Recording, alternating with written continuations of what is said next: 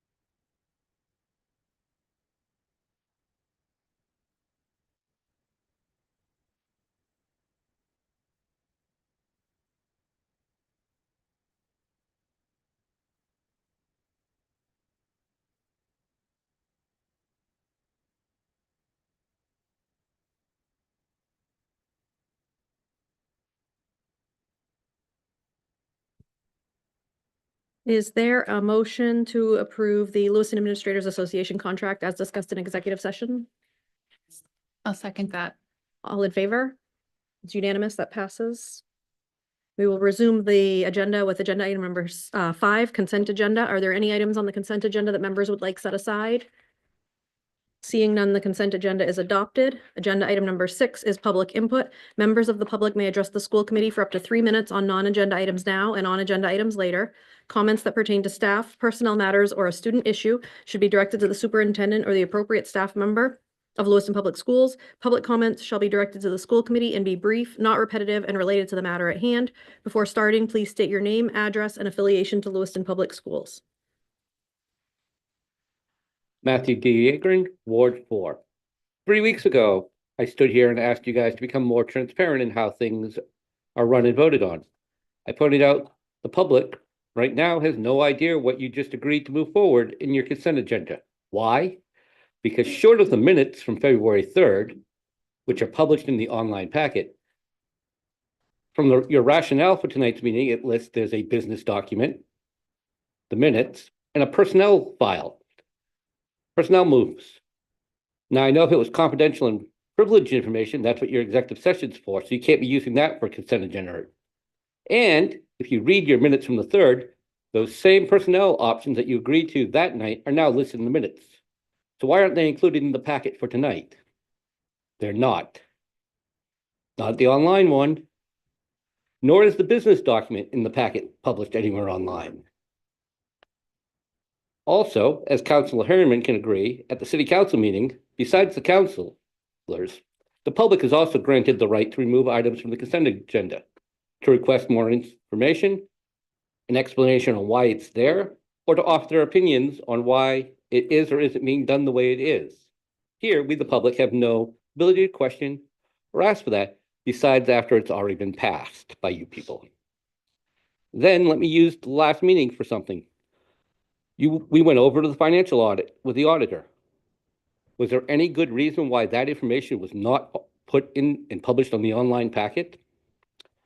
Looking over money items is not something I can do fully on the run as someone talks. Now let me look over a document and I can see if there are any questions I have to ask. I get maybe this is how things have been done here in Lewiston for years, but that doesn't mean it's providing the best services to the citizens and the taxpayers of Lewiston. It needs to get better. The 9 of you who are serving on this committee need to make it better for the public. You work for us. We need to know what you're voting on. Now, others have asked for an organizational chart for the Lewiston Public School System. I do find that this is important because it does 2 things before we go and get into that fun and exciting time of the year called budget hearings. It shows clearly the number of educators, type and number of support staff, and admins in each of the schools and exactly who they all report to. This allows us to see if there is any place that we have bloat. I hope to see an organizational chart soon.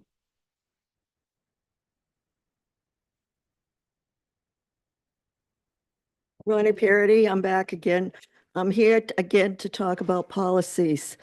I like to see all phones gone next year. And I wish you would write the policy up on cell phones. It causes too much trouble. It causes trouble for the teachers. It causes trouble for the kids. And if parents are worried about getting hold of your kids, I didn't have to worry about that. We didn't have cell phones back when my child was in school. We just called the school, or I went to the school and went to the office and says, I'd like to discharge my child because he has a dentist appointment. You know, why we have to have kids have to have cell phones? They are not learning how to use books. And I can testify that being in the classroom. They don't know even how to do a table of contents or how to do an open book test. Juniors in high school. This is what I deal with, juniors and seniors in high school. And I'll be with them next week in clinical when they don't use their phones because they get dismissed if they use their phones in the nursing homes and everything. This is why I think you do it. The other thing is the dress code. Violence happens because of dress code sometimes. And when Megan's group changed the dress room code about 10 years ago, I was upset then. Hoodies should be out. How can you tell who does something the cameras doesn't tell? You know, they can wear hoodies, but at least put them down. When I was a parent and my kids were in high school, a bunch of us got together and we wanted caps gone. And we got caps gone because the high school principal listened to us, Mr. Sykes, back then. He listened to the parents when we wanted policies changed at the high school. And I don't know why we have to go through school board or anything else. Why can't the principals at the high school have their own policies? We're able to do it back then. Who's in control here? But the biggest problem right now is cell phones and dress code. Thank you. And I'll be after you for that. Another thing I would like to see is you put out budgets so that we come in public and we can read a budget like when I was on school board, a copy of the budget, not to keep, but we can look at while you're doing the budget. And I would also like to see a plan if the feds come after us and we lose a thing, what are you going to do? Thank you. You need to do prevention before you do reaction to it. Plan ahead. Thank you.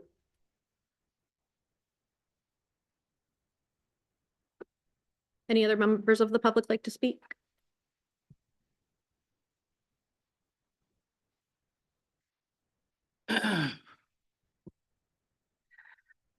Andrew Jones, Ward 2. Prior to the public input segment of a school board meeting, the chair recites a preamble that lays down the ground rules for public comment, with the tail end requesting that speakers state their name, address, and affiliation with Lewiston Public Schools. The reason I bring this up is that the chair has been inconsistent with this requirement as of late. On the February 3rd meeting, there was a speaker who did not state their name or affiliation for LPS. They provided a name that the board could call them as, which implies that that was not their real name.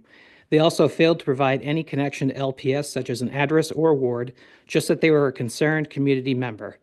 The content of the comment suggested that their reason for speaking was to blunt the comment of a previous speaker that night. Furthermore, the school board has received email correspondence from an anonymous individual claiming to be representing an unidentified Maine advocacy group, which contain half-truths and outright falsehoods designed to malign a member of our community and compel the board to provide contact information for parties that the aforementioned community member may be pursuing legal action against.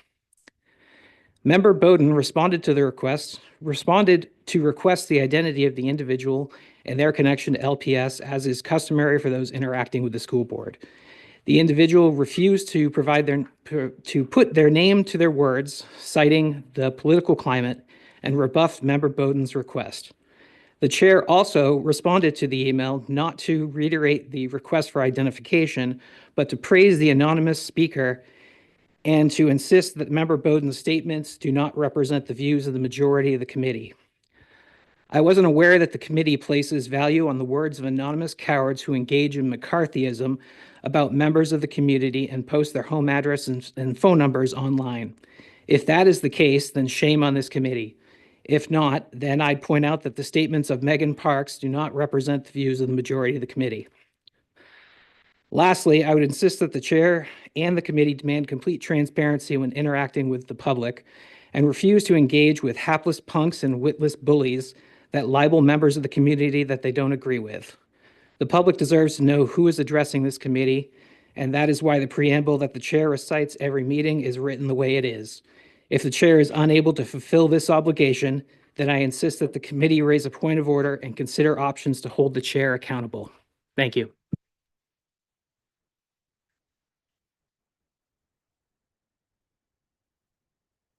Good evening, Pete Geiger, 16 Brentwood Avenue, Lewiston. And I also have a business on Mount Hope Avenue. And my relationship is a taxpayer, I guess. I have a different slant on all of this. I first of all am grateful to the Lewiston school system for the work that it does, and I'm grateful to the school board for the work it does. And while I haven't been on a local school board, I have been on the state one. In 1983, there was a report came out called Nation at Risk. It indicated that America was at risk of losing its role in America because our education system was failing, was on the downside. It sparked states and communities to rethink education. Eventually led to the development of the main learning results, which I was chair of, and we had one of the best standards in the country. We were also number one in the country. Maine was number one in the country back in the 90s and so forth. One recent report put Maine at the bottom of the list for writing and math. The slide has been dramatic, and I hear the complaints about the Lewiston system. Personally, I think this district is working very hard. What bothers me is that we complain about the school, but we do little at home. If our parents and our families are involved in their children's education, they will succeed. The biggest issue for me, and it's not just Lewiston, is the lack of responsibility that parents and families take in their child's education. It is the school's job to educate, but unless students and parents step up to the plate and actively participate with the educators, the system is doomed and we will continue to slide. I am more upset about the failings of society than I am about the school. And what I hear is that administrators are too lax, their schools are too strict, we don't want to do our homework, we don't want to be tested, and truancy is very high. So if you don't go to school, you're not going to learn. So in other words, let's not be accountable. Let's just do the time and put in as little effort as possible. Personally, I applaud our schools, our teachers, administrators, and everybody involved. I thank the school committee for its work. I also thank those parents who are working with the school. But education doesn't take place between 8 o'clock and 3 o'clock. It's around the clock. It has to happen at home. There has to be the disciplines. You can't be everything. And that's what it's become. And that's why education is sliding, not just here, but around the state and I think around the country. So, given the trying times we're in right now, I don't expect the federal government to lift the spirits of education in the state. But I do think that we as a community can work with our kids and work with our parents. Don't criticize everybody every time something doesn't go the way you want it. And that's my take on it. So I personally thank you guys and the school board and also the teachers and the schools themselves. It's only as bad as we make it. And I think you're doing a good job. Thank you. Any other members of the public like to speak on non-agenda items?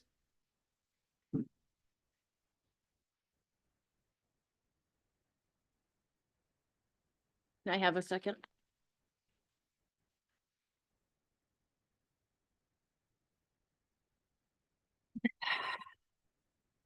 Okay.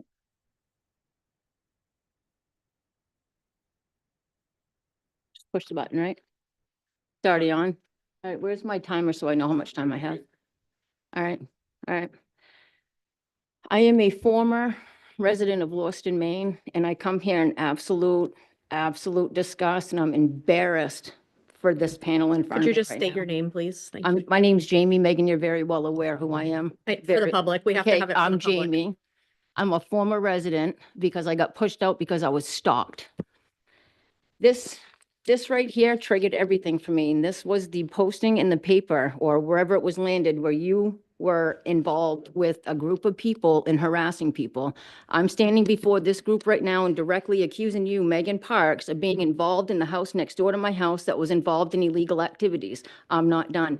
August of 2023, there was a safety meeting at the school.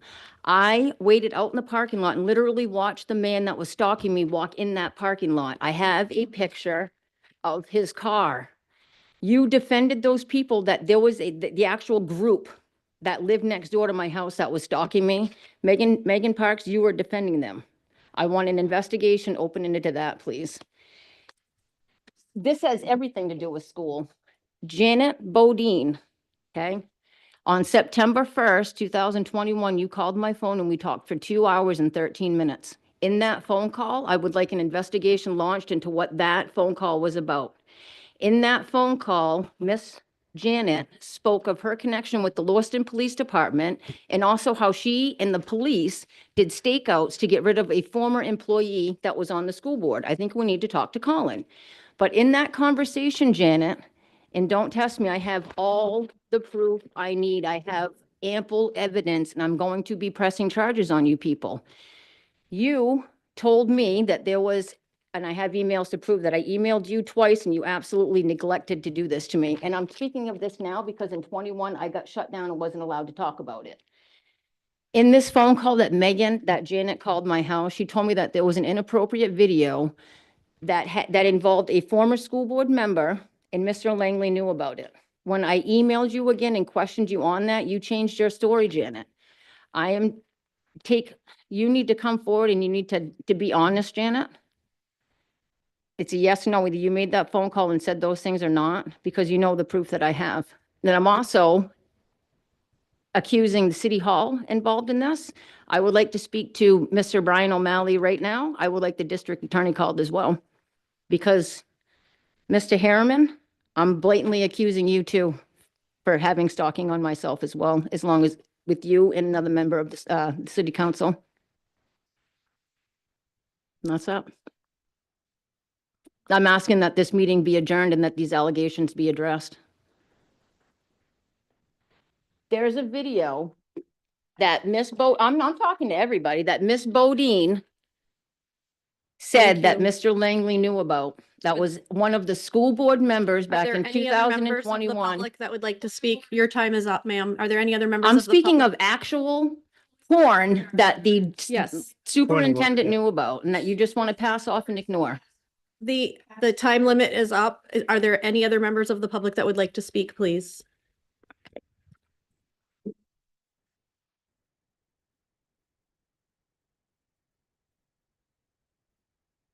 My name is AJ Saulnier. I live in Monmouth, and I'm a nonprofit educator that works within the Lewiston school system. Can everyone hear me? Excellent, great. Could you hear my name before? Cool. So I'm in the elementary schools on a regular basis. Y'all look like lovely people. I don't know when the next opening for committee members is, but I'm just taking a look at the makeup of this school committee meeting, and I have to note that it looks nothing like the makeup of any of the classrooms that I'm in on a regular basis. And I would love to see that change, and I would love to see efforts to engage with families within our community on a more regular basis to try to recruit family and community members so that the makeup of this committee can reflect the students that I work with every day, because they deserve to have people who know what their lived experiences are like and can go to bat for them on committees like this. Thank you. Thank you. Are there any other members of the public that would like to speak?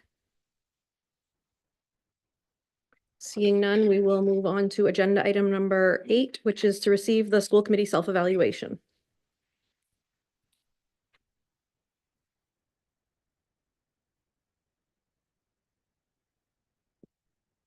So I have some copies here.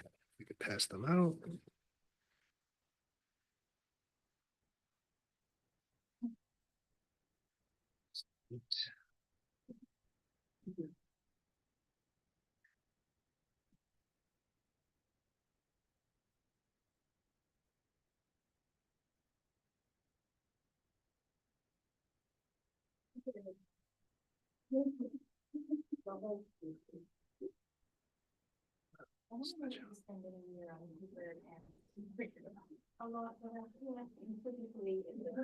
Austin, I'm going to connect to put some slides up. It's a disability. I connect to put can't some read from slides. a screen.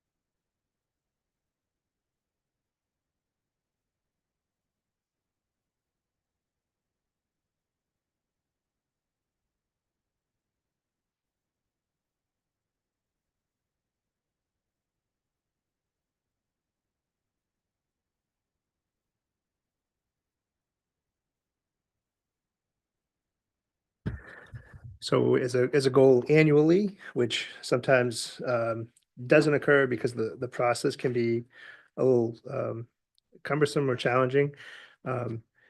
The school committee does a self-reflection or a self-evaluation. Over the years, this has been looked at and different methodologies or approaches have been tweaked or really just changed because it didn't feel like it was a true representation of how the committee was reflecting on the work that they were doing.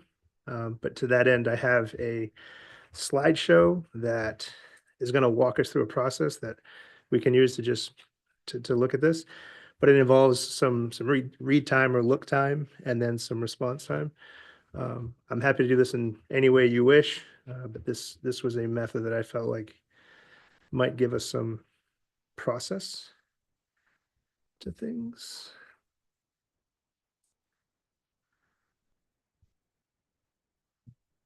So just a little quick recap here. So I lost my own slideshow. The information was collected by school committee members in December through January, and it was a survey online version, if you will. The questions that address thoughts on how the school committee members work together on tasks related to the school committee's charge. Each of these lines displays a different respondent's answer for all the questions. Comments for each criteria is below and in the columns that you can see. But please note that the comments are not necessarily from the same person as you read across the document, but they are gathered there. I myself have no idea who wrote what things. I don't believe school committee members do either, and that's intentional. This protocol, again, we can switch out of this if you feel like it's not useful, but we look for facts that stand out in the data without drawing conclusions. What does the data tell us or not tell us? Good news to celebrate in the data, problems of practice suggested by the data, and key conclusions and recommendations for action based on the data. And how would we do that if we go this route? What parts of this data catch your attention? Just the facts, not necessarily making any conclusions, with the idea that you would do 8 minutes of you reviewing things, 2 minutes to gather some notes or observations, and then timing a discussion as a group about that particular piece. And then we would move through other reflections. I'll put them up, then I'll come back. What does the data tell us? What does the data not tell us? What good news is there to celebrate? What are the problems of practice suggested by the data? What are key conclusions? What recommendations does the team have for addressing the problems of the practice? And then next steps. So if you're okay with this process, we would have some read digestion time, take some notes, and then share out. But I also know that you've had access to this information, and if you want to just have an open discussion or just take it as noted, you're welcome to do that as well. So which way do you want to do this? I think I know which button to push. I mean, I did look it all over and I don't think there's any surprises here. I mean, unless there was something specific someone wanted to discuss, like I'm good with moving on personally. Others?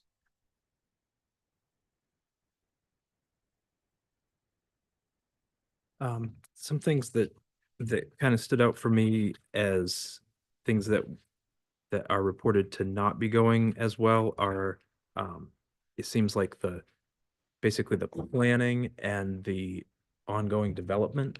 So like there was a question of the board has adopted a clear vision for continuous school system improvement. That had three rather strong disagreements. The board participates in activities that further develop their boardsmanship skills. That had several people disagreed with that. And let's see. Yeah, I think those were those two. And then also on the second to last page, the board engages parents, business, and the community at large in support of the schools. They just seem to me like these things kind of point to we could do better at forward planning, like, you know, rather than just the current school year or the next school year, the next budget cycle, as well as just better engagement with the community and then board members' sort of interpersonal skills and development, I think could all be improved a bit.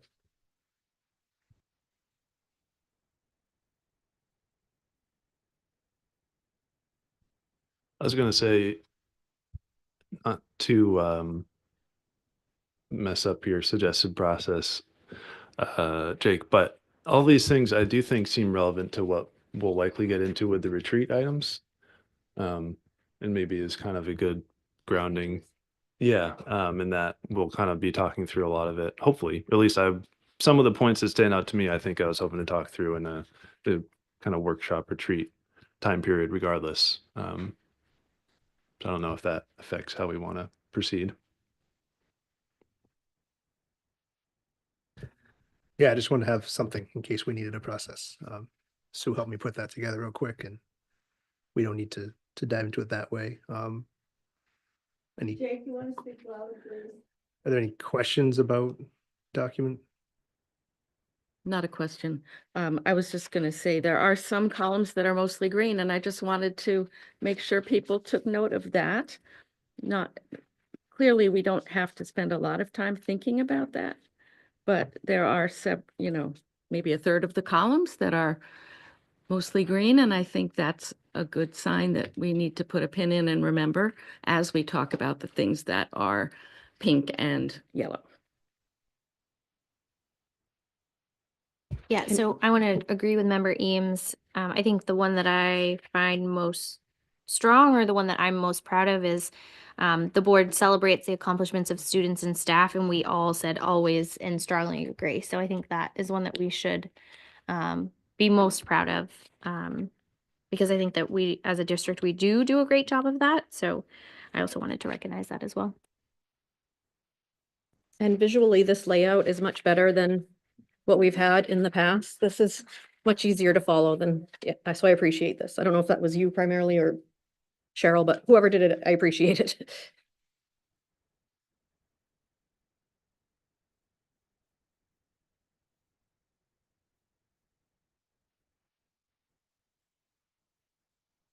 Anything else for food for thought? Okay. Agenda item number 9 is to, number 9 is to the retreat workshop items.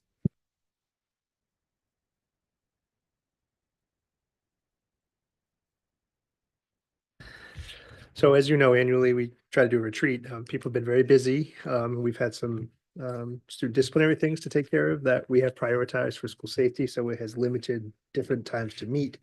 However, we do want to do this. It's not typically a full crowd, so this is workshop style. in which we review some things, talk about some things, and then later on, we also have some legal components that we need to discuss that we can do so separately.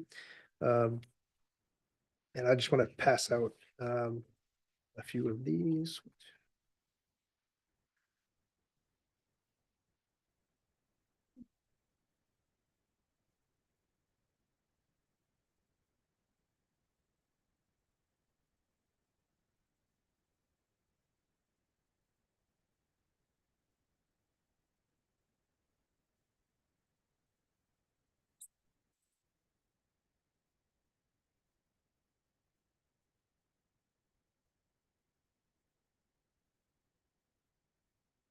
Jake, how come you didn't get a chance to talk about this from the public?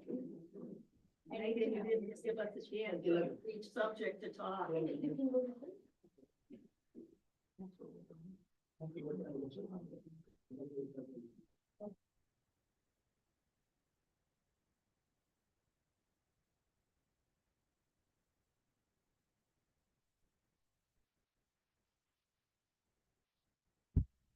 As a public member is yelling out from the audience, we're going to back up to agenda item number 8 and see if any members of the public would like to speak on the self-evaluation that we just discussed.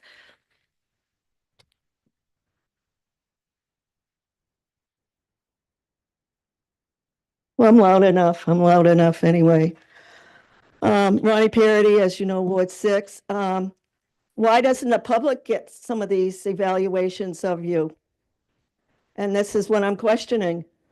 You know, what was set out in the public might be very different than your self-evaluations, and you were elected by the public. And I'm just wondering how come you're doing this, and what about the evaluation of the superintendent and everything? We used to do that in school, in a school committee when I was on it, evaluation of the superintendent and everything, and we never did self-evaluation of ourselves, but I don't think we had the trouble with the public that you guys are having, but you're gonna need it for the budget.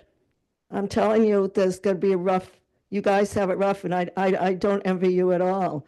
You got it rough, and especially if the feds come down upon us, and I'm hoping they don't, but I'm worried about my taxes. Do you hear that, Scott?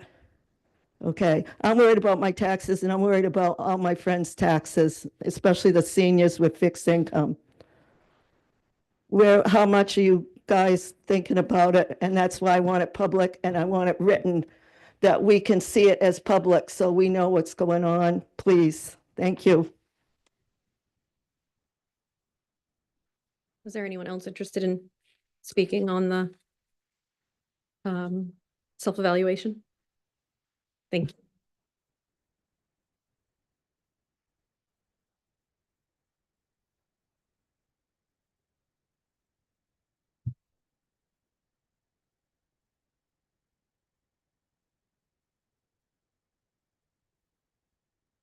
So you have a couple items there in front of you.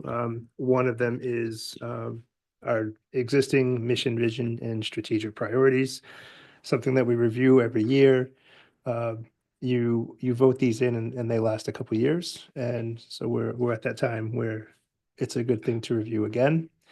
Just wanted to just provide you an opportunity to look that over, see if there are any talking points or things you want to discuss with it.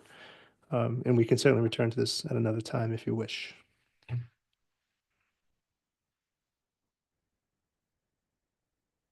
Yeah, if anyone Yeah, has any any questions. questions about the language or thoughts, so we can track changes potentially?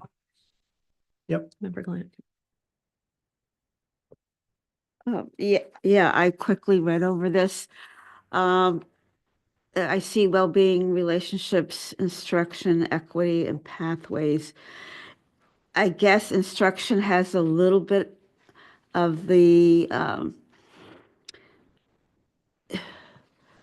of academics. Where does academics fit in this? The children, the students getting academic. I mean, I think it's all over. There's a lot of crossover, but certainly in instruction. And when we talk about pathways, we're not just looking at students, we're looking at staff opportunities also. as far as how we're building in instruction and pathways for educators in instruction. This is an outcome-oriented mission, vision, strategic priorities, so it's certainly open to edits and thoughts and additions, subtractions. I just don't see a strong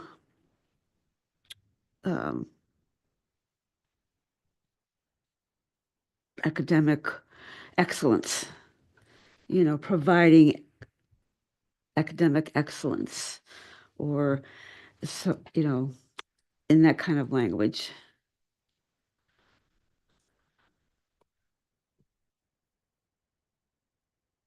Member Heard?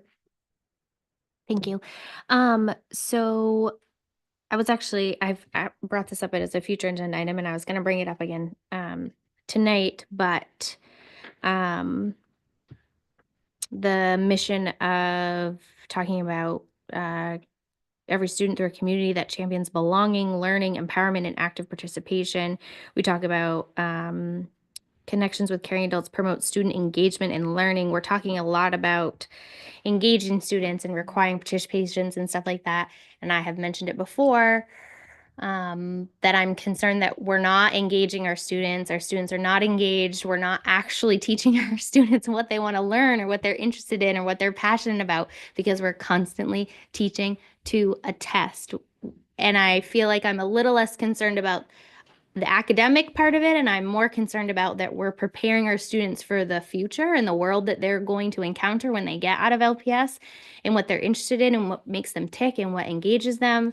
And so I would love to see if that's our part of our mission and our vision and our strategic priorities and our relationship and our instruction. If that's all what we're passionate about, that's what we should be doing in our district. And I feel like we're so worried about that number on that NWEA test. And did our students get to a certain percentage, or did they learn from spring to fall? Like, I want our students to be engaged and passionate about going to school. I don't want our kids to not want to come to school. And if they are engaged and they are excited about learning and interested in learning, they're more likely to come back every single day. They're more likely to have less behaviors in the classroom every single day. So I am anxious and excited to see about how we can do that going forward. Thank you. Member Eames, did you have your hand up? I did. It was just to say that the word learning is in every single line of this. And if it's not learning, then it's academic. And if it's not learning, it's classroom. But there's definitely learning embedded throughout this mission, vision, and strategic priorities document.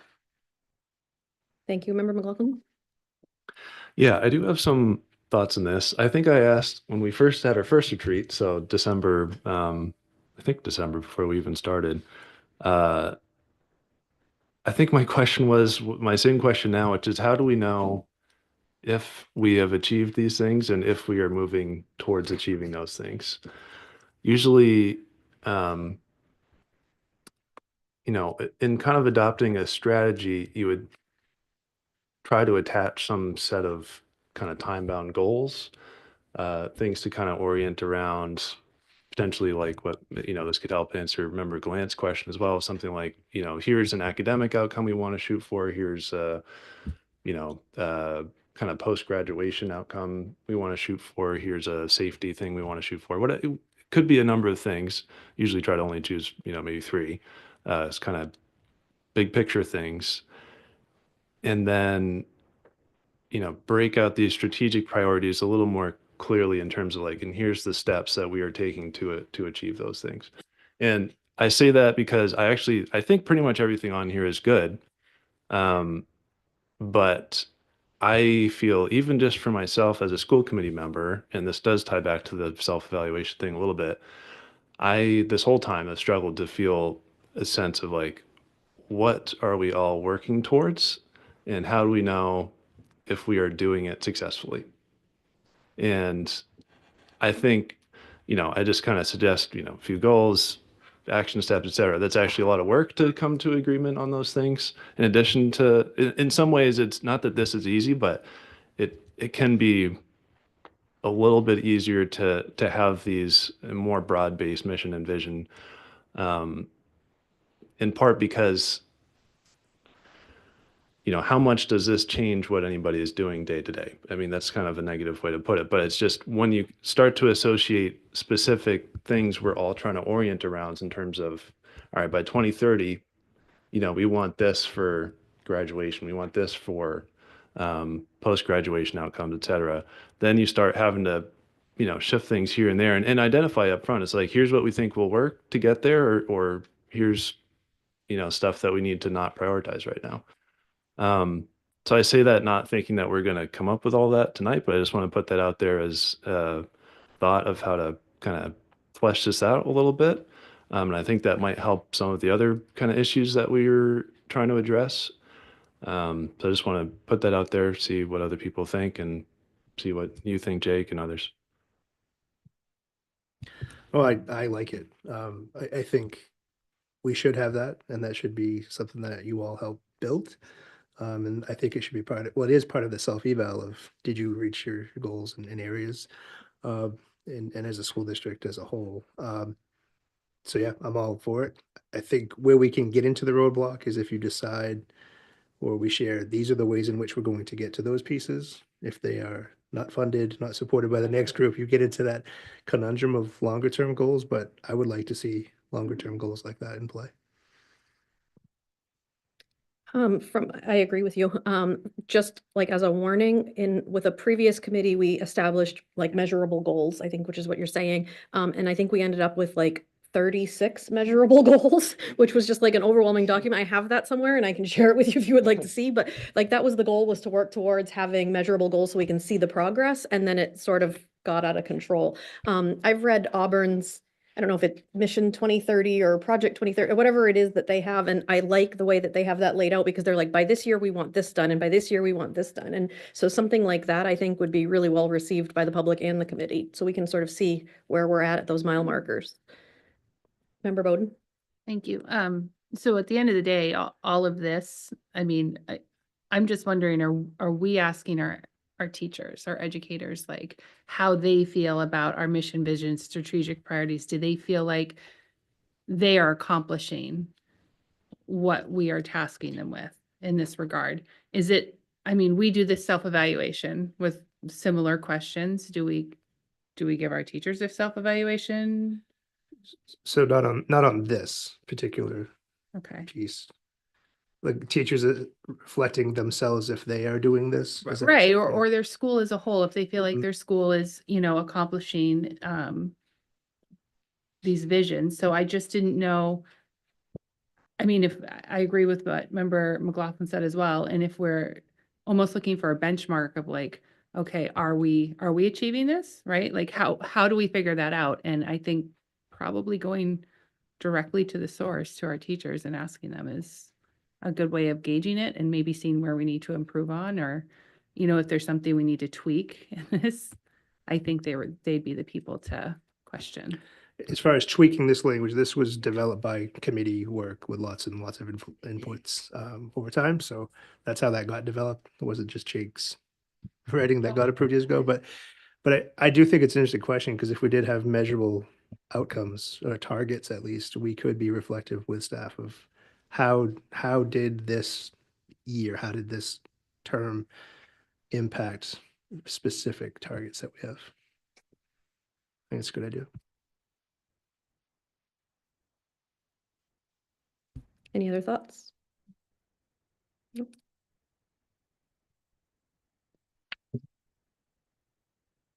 Sounds like more steps to the process. Thank you for that input.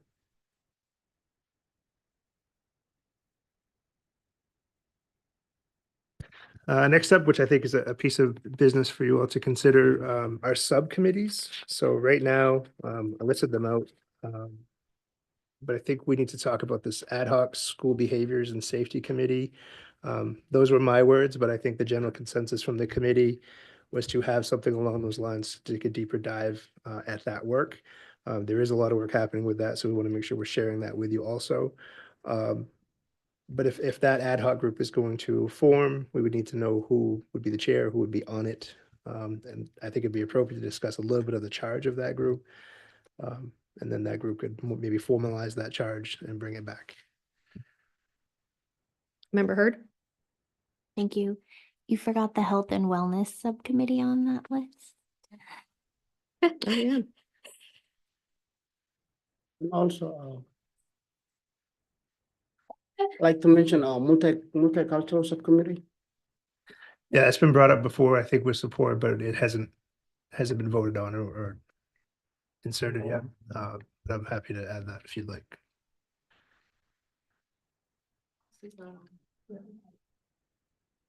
Oh, member Heard. Thank you.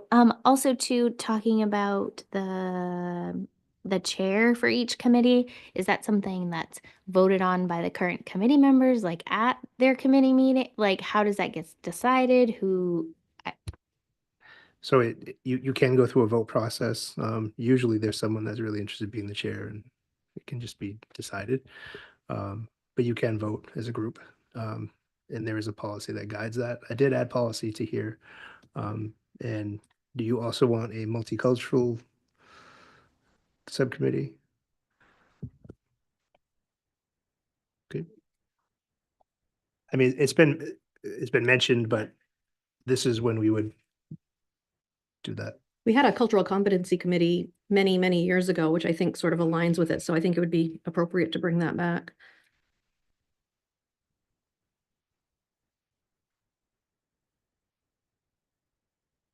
What was it?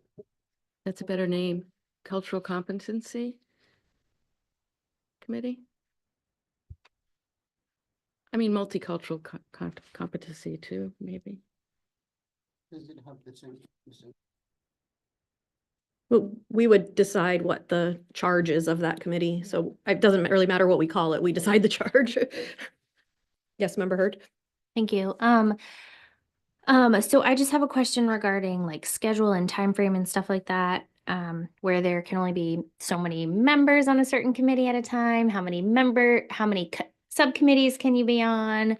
We also, I know we have we're already having a difficult time trying to schedule and find time for the subcommittees that we currently have.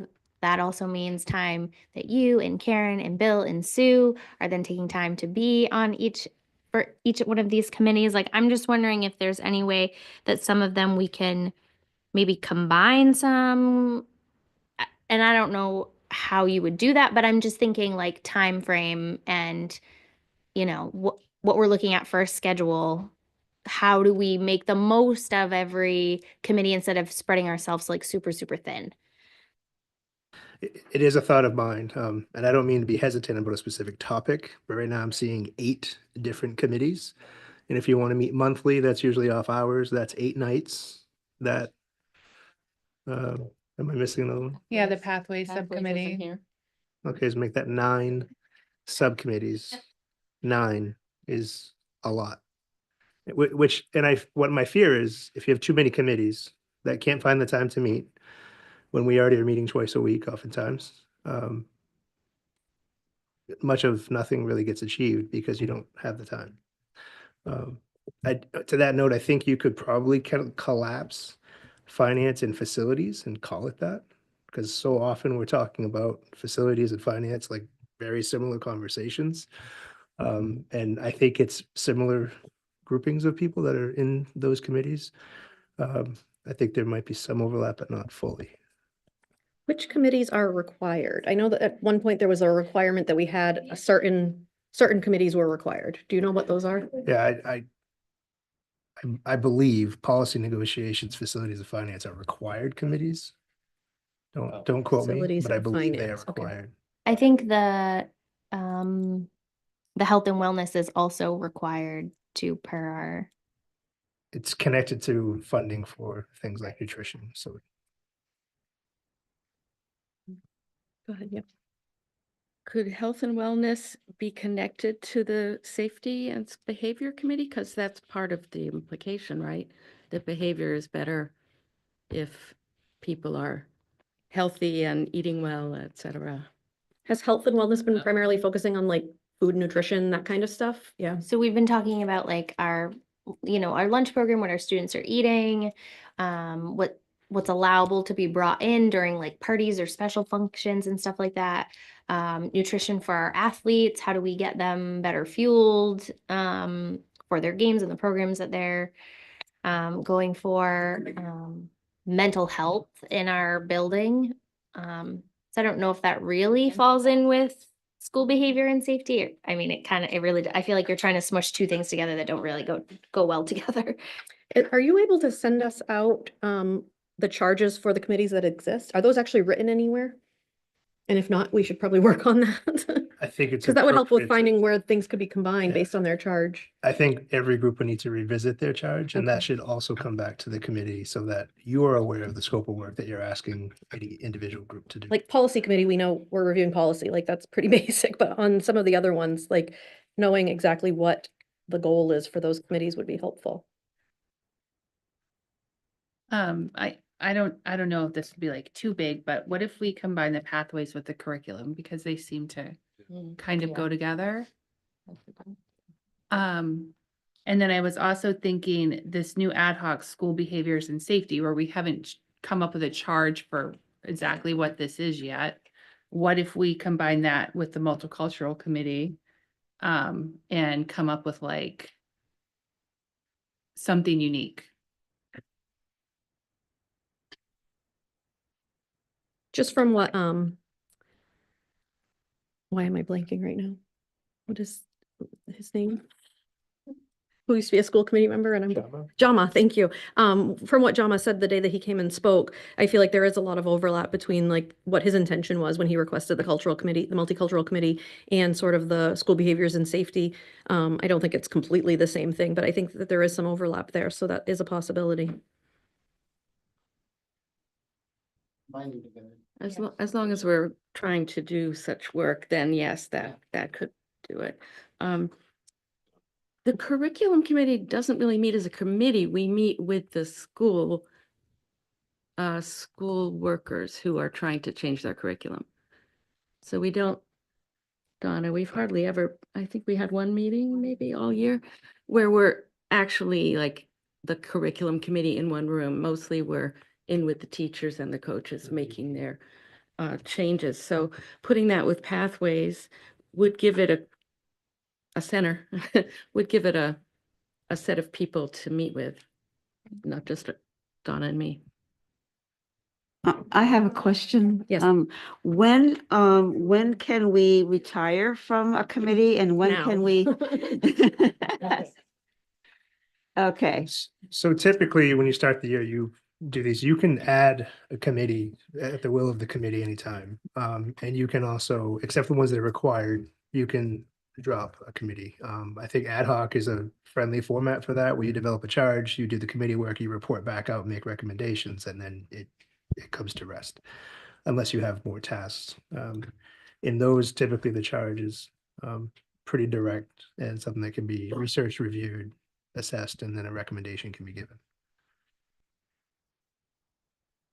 so if if any one of us want to retire from a certain committee or take up a new one, we have to report out. Is that what you're saying? Oh, you're talking about who sits on the committee? I Right. thought you were talking about the committee itself. No, She wants to know when she can get off something she doesn't want to be on. And Yeah, someone new. so if you're already tired of the curriculum committee, you can, that can be fluid, I think, as long as the committee is aware and we have enough representation. I think that's fine. yeah. Basically interest-based. I don't know what the language is now, but it used to say that like people were assigned. And one year we actually did have the chair assign everyone to committees and it wasn't based on what people wanted to do. So I just think that that's a strange way of doing it. So if you're like more interested in something else, then you can just switch unless there's already 4 members on it and then there's a quorum. But in general, it's just whatever you're interested in participating in and what works with your scheduling and things like that. Yeah, personally, and everything, the curriculum is a great committee. It's a great thing, but it requires a lot of time, at least in my view. I don't have the teaching experience or that type of experience, and I just don't feel that I am serving a good purpose. I would recommend that somebody who's really interested in education as far as teaching and maybe have some background in teaching. I just feel that, and I was interested in it. It's nothing like what I thought it would be, but I have stick with it, but I would request to be removed from that committee. Do you have the list still somewhere of who's on what? We do, so we can, yeah, it's refresh. I can take notes live. So finance,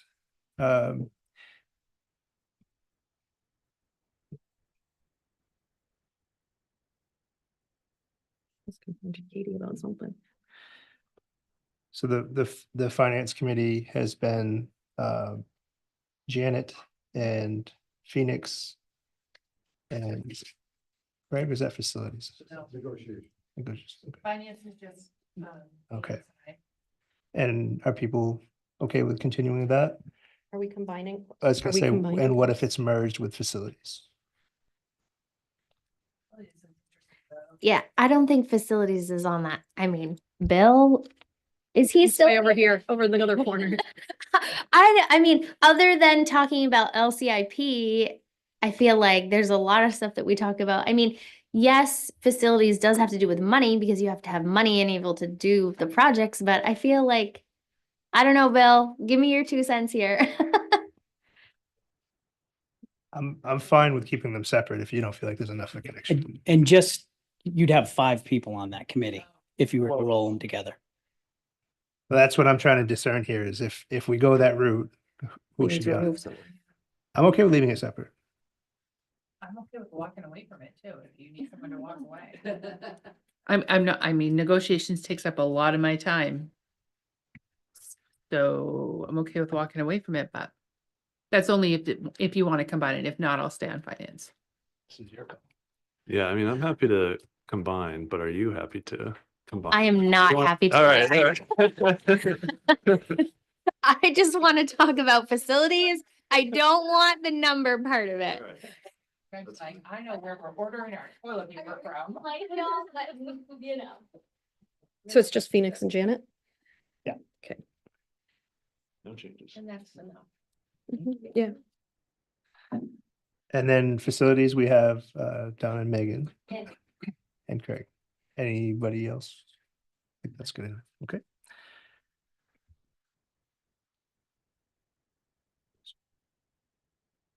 All right, curriculum and pathways, we have, okay, I'm on pathways. are we blending this or are we not blending this? It's makes sense, yeah.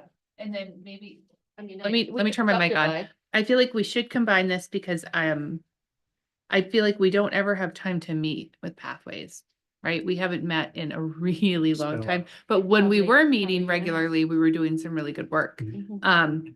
And things that I sort of just feel we've left hanging that I really want to come back to and have discussions about.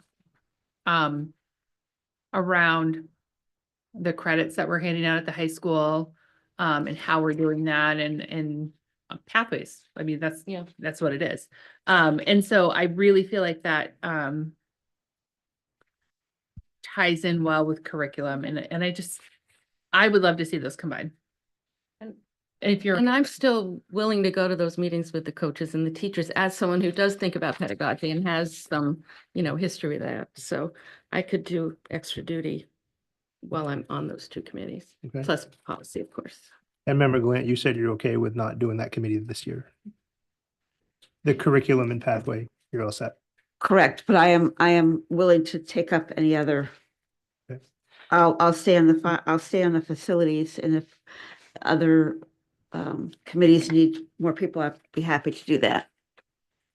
I think I remember Medina was on pathways with us. Mhm. Yeah. So it would just be the 2 of us on those 2. Oh, okay. Okay, in negotiations, we have Janet, Craig and Scott, right? Everybody okay with continuing with that? Okay. Health and wellness? Member, I think it's just me now because Ashley was, but she's no longer on the committee, but we'll welcome anybody that wants to come on over and. Donna? Yes, I would be very happy to sit with the health and wellness. It's more of my interest and more my background. Okay, next up I have policy, which right now is Elizabeth and Megan. Want to add that one? But can we, is it okay if we combine the multicultural, the behavioral, the safety and policy? Can we combine all together? Oh, and policy also? Policy is just reviewing our policy manuals, so so I that's don't okay. know that that would. Yeah, yeah. Okay, so that's, okay, okay. If we discussed anything policy related in that ad hoc committee, then it would go to the policy committee to review before it. You would like policy, okay.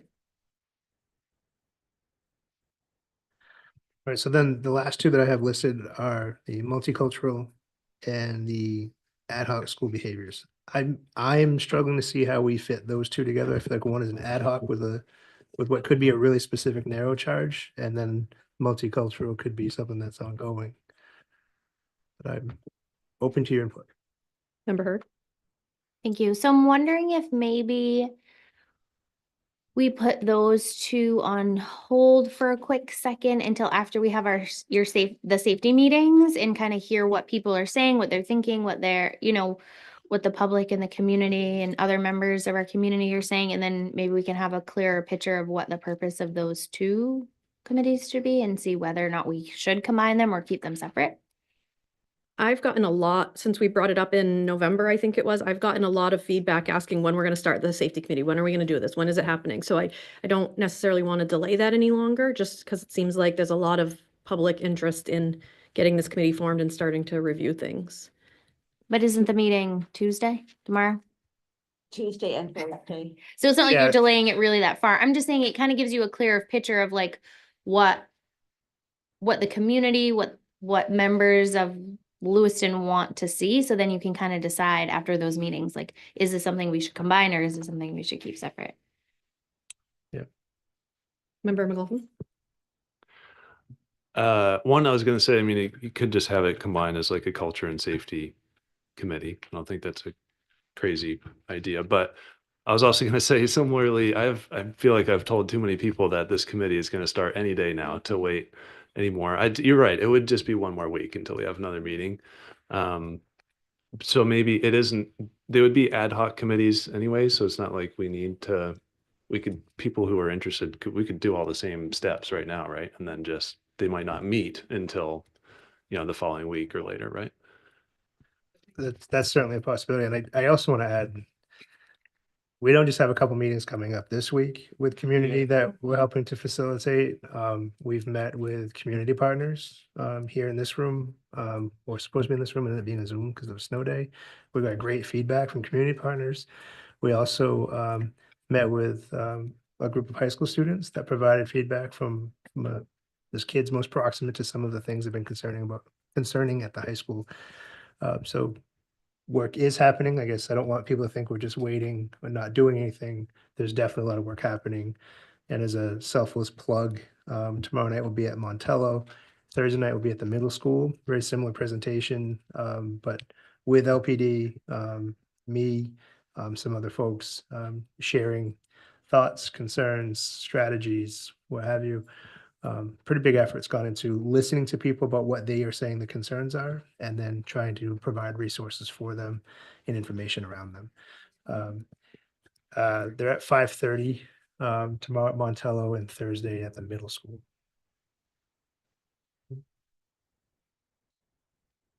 Counselor Harriman? Thank you. So I also don't really see a connection between a multicultural or cultural competency committee and the behavior and safety one. But I do agree that we should get the behavior and safety one off the ground as soon as possible. And I mean, we would still need a charge for it and everything. So we could sort of discuss that tonight, figure out who might want to be on it. The two meetings this week might inform that charge. And then at our next meeting, we could have that as an agenda item maybe to adopt that if that's not too soon to get that stuff all written up. But I do agree that it should get going quickly.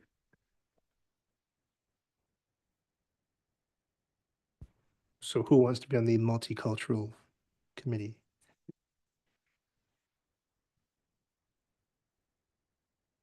I like to be the chair of that committee. Okay, Committees one can be on. So then I'll be on that if I may. Member Gallant, sorry, I didn't have my mic on. Oh, okay. And how about the ad hoc I'd like to be on that one. school safety one?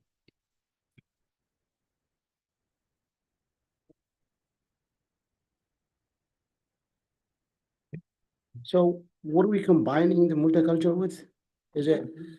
Okay, all right, No, I think for now we're leaving it separate. okay. Yeah. All right, that gives us enough to get that started. We'll share some information around developing that charge. I think whenever you meet next, that's something that we want to try to get done. So we know the charge of each group. And we'll send out some invites for those. Next item, I had put on here parliamentarian, but my recollection of conversations we had was that for now, we're okay with just trying to follow Robert's. No, rules of we were gonna order. have Phoenix be the Oh, that's parliamentarian. right. Oh, my God. We went too many rounds. I did So show that was the vice interest. chair. My apologies. I was just gonna say, I showed interest. I don't believe we adopted procedural rules for this year yet. So we wouldn't be voting any parliamentarian or any legislative liaison in until we do that on a separate agenda item in another meeting. Those were on the previous, the rules also, so we could vote on those at any time. The previous stand until the new ones are. I still voted. need the names to put forward anyway. Okay. Oh, so you're just taking interest still right now? Phoenix for parliamentarian and Elizabeth for legislative. We can do this at the retreat. Yeah, okay, It feels okay. backwards. All right. Any issues with that? No? Okay, good. All right, and then I had a note here to just double check on vice chair, we had resolved. Okay, that's my communication. That's my confusion. I'm sorry. So make note of these and then Just going back to the committees, how are we, when I had originally proposed it, my intention was to have like teachers and like community members, parents, things like that. How are we going to solicit for membership for that? yeah, I think we can put out. We an just email. did, okay. Just ask, yeah. And so we have to like decide how many members and all of that, Okay. I mean, I think part of the charge needs to be more prescribed by the school committee so that people know what they're signing up for. Right. Not that the charge can't shift, but Member Heard. Thank you. So I know with the Health and Wellness Committee, we do have to have some Lewiston Public Schools employees do it. So that usually means that we have to have a meeting technically during the day so that they can usually attend. I think that's usually when we do it.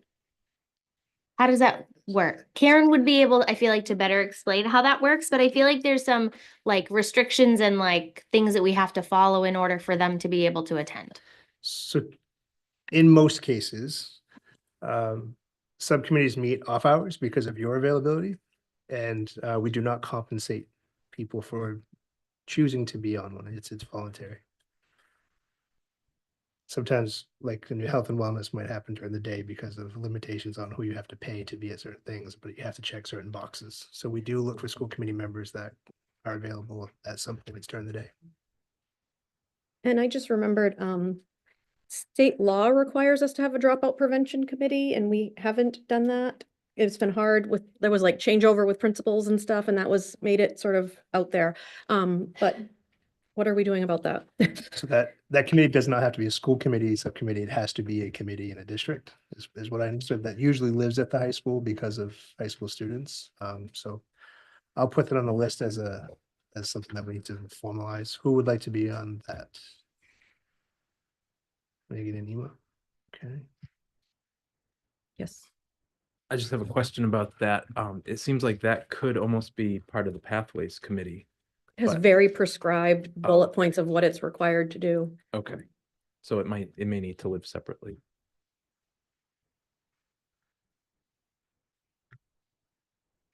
I'm smirking because there's a lot of committees. Mhm. All right. Any other thoughts about those items? Okay. Short of that, we covered the other pieces with Lee. Okay. Agenda item number 10 is a report from the chair. I have nothing to report. Agenda item number 11 is the superintendent's report.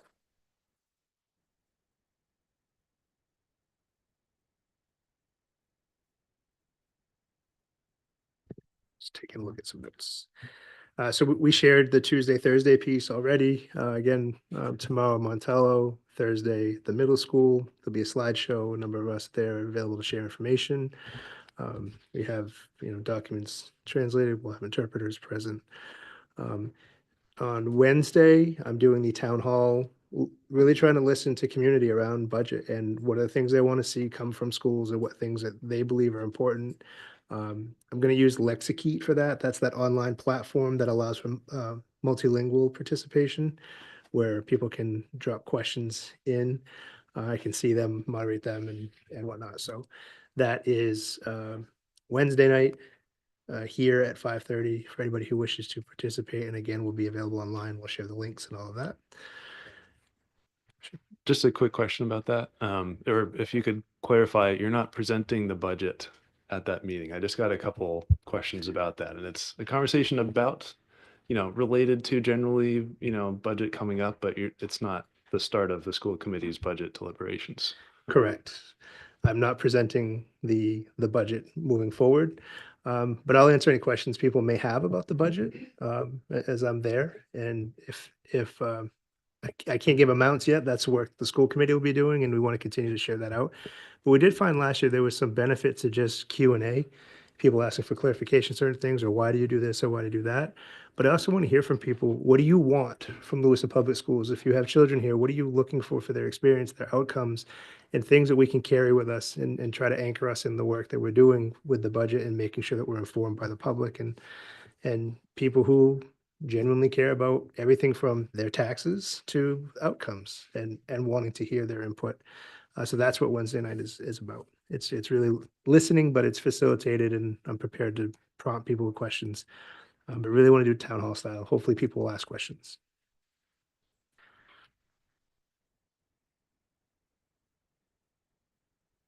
Okay. Agenda item number 12 is city council rep.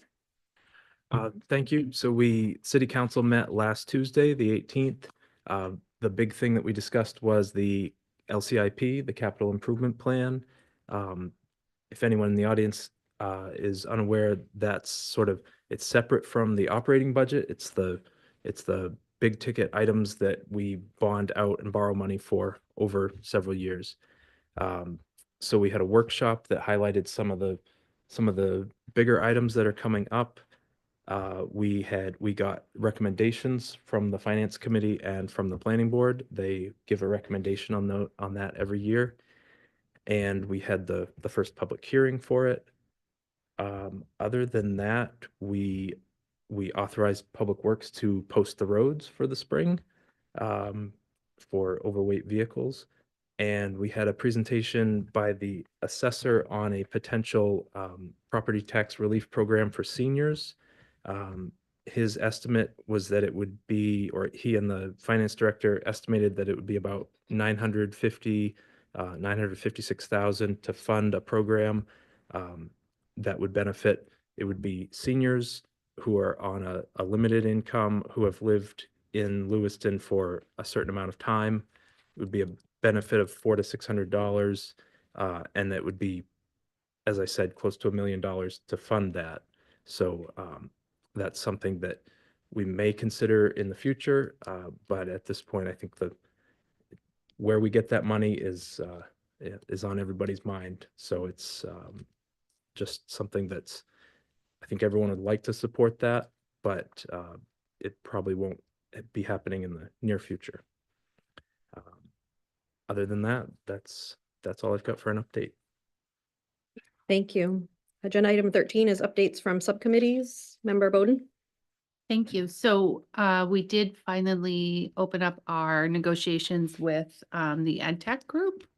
And we just had a brief meeting, just going over interest-based bargaining, and picked a couple dates. And we will meet again this Thursday to start getting into all the specifics. That's all I have. Thank you. Member Eames, did you? You're looking at me like you assumed, but you're right. Policy Committee just met. Among the things we discussed were ways to assess our assets, and also among the things is the public comment process. We're trying to revise that. So that'll be coming to the big group soon, but we still need to work on that, at least one more meeting. And curriculum, some meeting, you don't need to hear all the meetings for curriculum.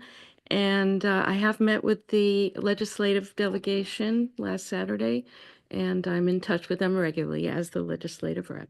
Thanks. Thank you. Any other subcommittees meet? Probably not because of vacation. Okay. Agenda item number 14 is community announcements. Member Bowden? Thanks. I just want to put out there that the Lewiston boys hockey have their first round of playoffs on Thursday night at 7:30 at the Coliseum. I think the puck drops at 7:30, 7:45. So go Lewiston.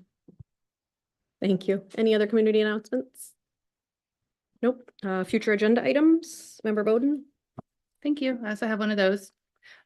So I actually received an email yesterday from one of our teachers and former school committee member, Luke Jensen.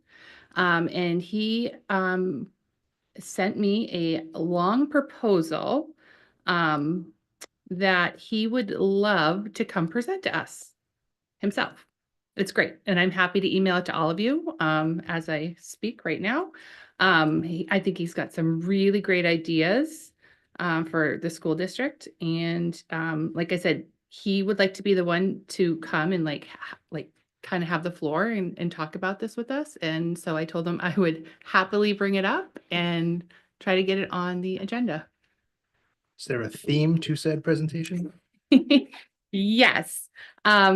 Changes designed to increase engagement by students, parents, and teachers in our school district. Do you know if that's separate from his desire to be on the ad hoc committee? Because he emailed me a whole thing about what he wanted to be as part of the ad hoc. So I don't know if that's separate or the same thing.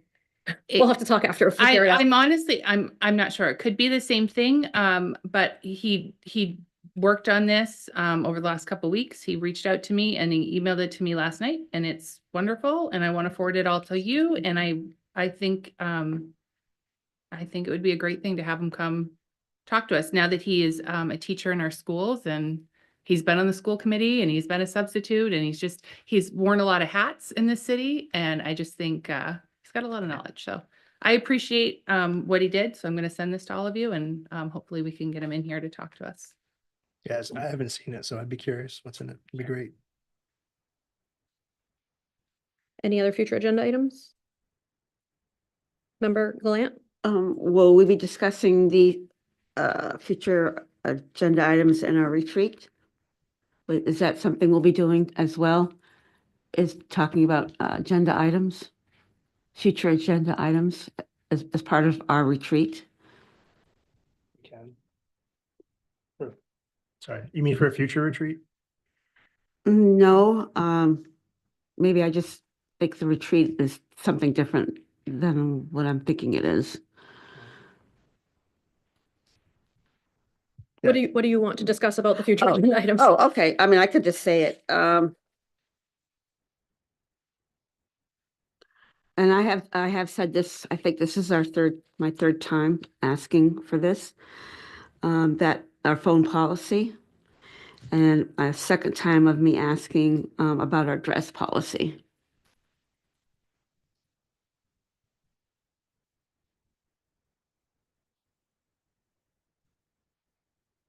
Member Hurd. Thank you.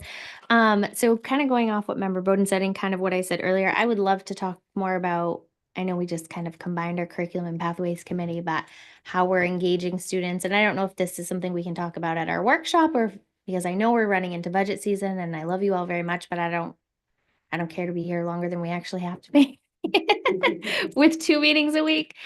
But I still would love to talk about how we're engaging students, how we're challenging our students, and how we can, just do better for our students in our curriculum. And I've said this a bunch of times before, but it boils my blood that we say we're not teaching to a test, but we kind of are teaching to a test, because really we're just trying to reach some sort of benchmark for our NUIAs to potentially get funding, which I think is ridiculous that they would even withhold funding if we don't participate in these things. But that's a completely other story. But I just think that it all is the same thing. Because you and I have talked about this, I just wanted to Yes. say a couple of things.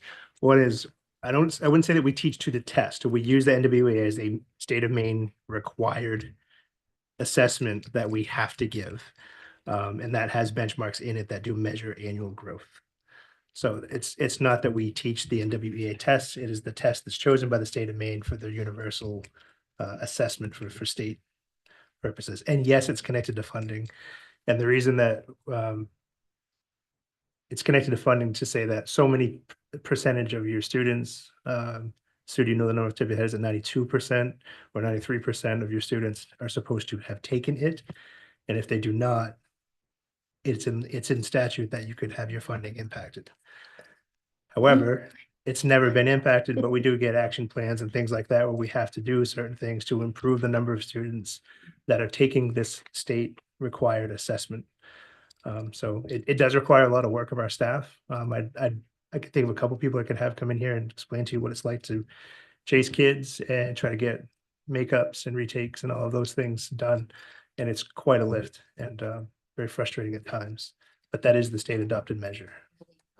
So to continue where it takes so much time and it takes so much energy and there's so many things going on, we could potentially be using that time and those hours and those assets and all of those things to put back into our students and actually teach them and what they're actually excited about and what they're engaged about. So kind of what I was saying is, if our students are engaged and they like what they're learning and they want to come to school, they're not going to skip school. They're going to come to school. They're not going to have behaviors. It's kind of one of those things that is just all interconnected in itself. And I think at some point we need to take a step back and say, like, this isn't working.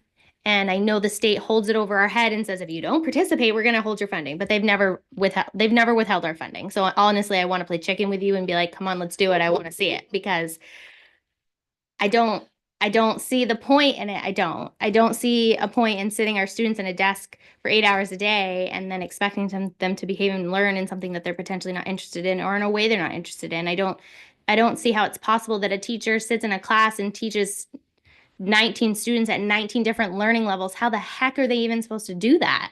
It doesn't make sense. And what we're doing is clearly not working. Our test scores aren't getting better. If we were looking at a graph and we were saying, oh my God, like this is working, this NWEA test is amazing, and what we're teaching our kids to be able to learn, and they're up here now when they were down here, that's not happening. So like, when is it time that we take a step back and rethink about what we're doing in the classroom and how we're teaching our kids and how they're learning?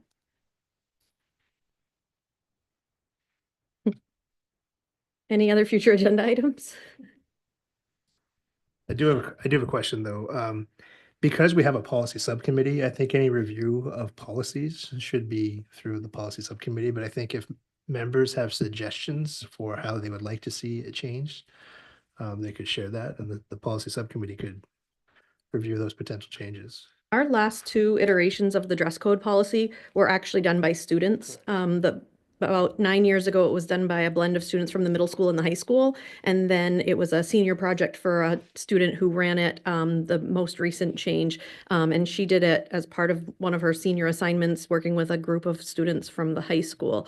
That may be reversed in the order, but either way, it was student-led for both of our last two versions of the dress code policy. And I thought that was great that students were engaged in that and wanted to participate in it, but I don't know. The policy committee can review it as well. Speaking of engaged learning, that's a great example. Yep. And the phone policy, didn't we do that all as a full committee? That wasn't just the policy committee doing it. It was the full committee that discussed that, I think. Yeah. No, I think it was a year and a half ago, roughly. Yep. All right. But Any we other can revisit that? I mean, Yep. it can be on it, yeah. Any other future agenda items? Nope. Agenda item number 16 is to enter into executive session to discuss it's not a personnel matter anymore, is it? It's a legal matter in accordance with 1 MRSA 4056E. So moved. Second. All in favor? School committee's in executive session at 7:40 PM.